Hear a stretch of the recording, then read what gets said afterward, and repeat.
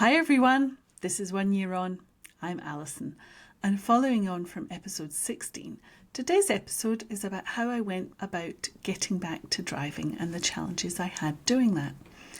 I love driving.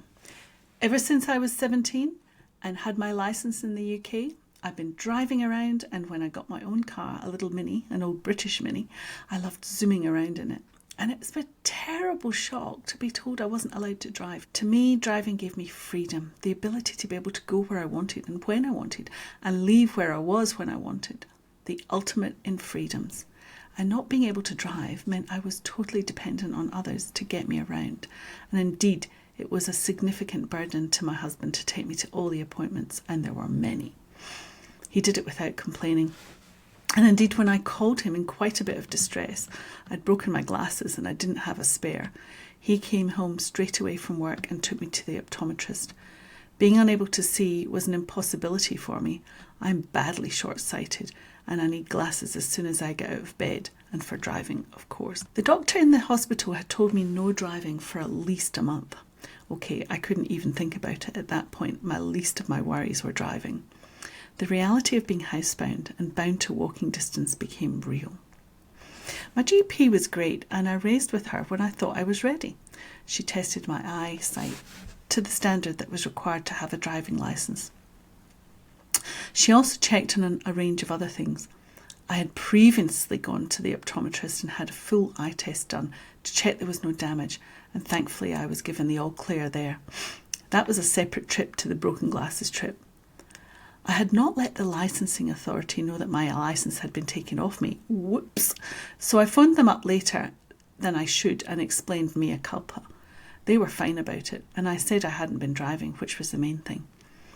When I eventually got the all clear to drive again, I had to complete a form and give it back to the licensing authority, the ACT government, and they let me know that they had actioned it. So then it was the job of getting behind the wheel again. I asked my husband if he would take me out on a driving lesson. That's so funny to think about it. Anyway, to get used to driving again. I thought that was a reasonable thing to do, given I hadn't been in the car for 6 weeks or so, and I had just been through a phenomenal life event. I've got a manual car. I just love it. It's a Mini, a modern Mini, not a British Leyland one. And so off I went, and it was great. I could still manage the gears, still manage the foot pedals. I fortunately didn't have any trouble with handling the car. What I did find tricky was all the extraneous things, the other cars, the traffic, the noises, the driving at night, the indicators, the fan noise, which I've told you about before. The sensory noise was too much.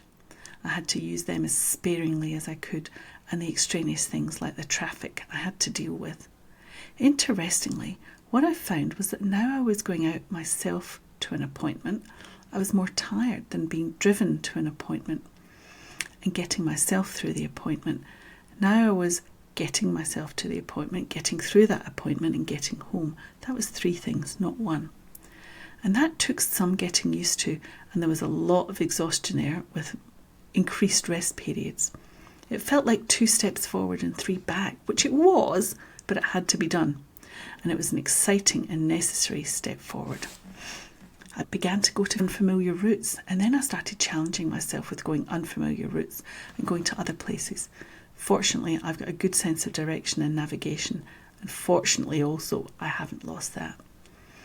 Driving was a skill that I was very glad to keep, and I'm so thankful as I had my independence again. That was me back on the road literally to being able to get back to work. What I had to do was stagger my activities a lot and pace myself better, make my appointments for the mornings and then have a rest in the afternoon. That has improved now, but for several months I was following that regime rigidly. I was frustrated at how slowly recovery was, but it was moving forwards, albeit very slowly. The forward trajectory kept going. Thank you for listening. If you've enjoyed this episode, please like, share and subscribe and add a comment. I'll be back next time to talk about sensory overload and how that affected me. Thank you.